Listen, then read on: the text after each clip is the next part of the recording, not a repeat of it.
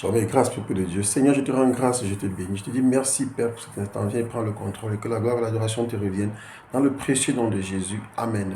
Bien-aimé, aujourd'hui, le Seigneur veut te dire de ne pas chercher à changer les Écritures. Ne cherchons pas à changer les Écritures. Pour cela, nous avons nous inspiré dans le livre de Matthieu, chapitre 26, verset 54. Il est écrit: comment donc s'accompliraient les Écritures d'après lesquelles il doit être ainsi?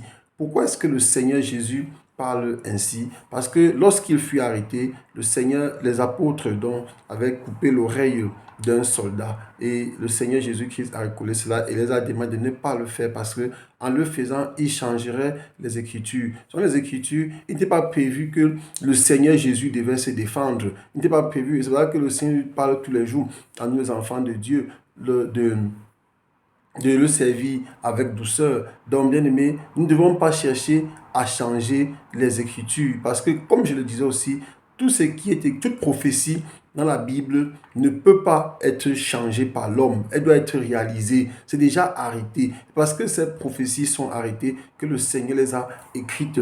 Dans le livre de Matthieu chapitre 26 et 56, il est écrit: mais tout cela est arrivé afin que les écrits des prophètes fussent accomplis.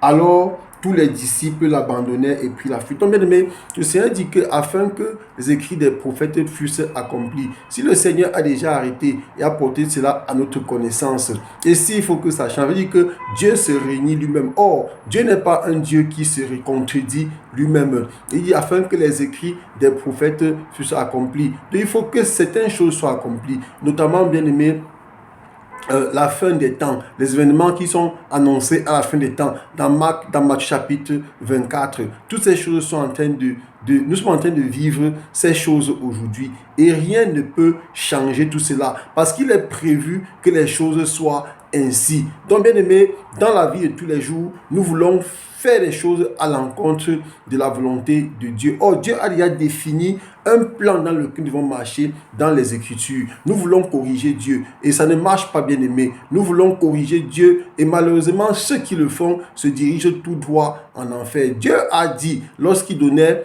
lorsque Moïse partait et que Josué a pris la place, Dieu a dit à Josué de mettre les paroles de la Bible dans son cœur, d'avoir tout cela dans sa tête.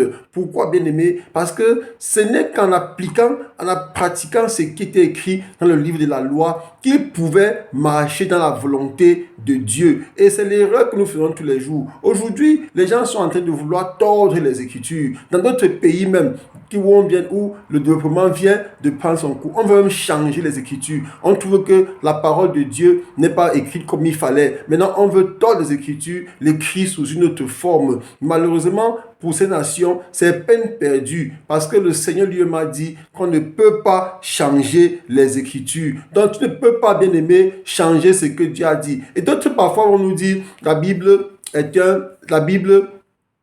est falsifiée. Bien aimé, je vais te répondre en disant que si la Bible est falsifiée, c'est parce que la Bible est bien, parce que la Bible est une bonne chose, parce que la Bible est le livre de Dieu. On ne peut pas falsifier ce qui est mauvais. On le sait, bien aimé. Quand quelque chose est bon, on le falsifie. On voit les gens qui portent des sacs de marque, mais qui ne sont pas en réalité des mêmes produits. Pourquoi? Parce que c'est de la copie, de la contrefaçon. Dans les mêmes, bien aimé, pour notre Bible. Donc, c'est ça que le Seigneur demande d'avoir le sens du discernement, d'avoir l'esprit du discernement. C'est ça que le Seigneur demande d'avoir la sagesse de Dieu et non la sagesse des hommes. La sagesse de Dieu, c'est-à-dire quand tu donnes ta vie déjà à Jésus, c'est un signe de sagesse. Une personne qui manque de sagesse ne refuse d'accepter que le Seigneur Jésus-Christ est le salut. Une personne qui manque de sagesse choisira d'aller en enfer que d'aller dans la voie du salut. Une personne qui manque de sagesse choisira la porte qui est large, qui conduit à sa perte que de choisir la porte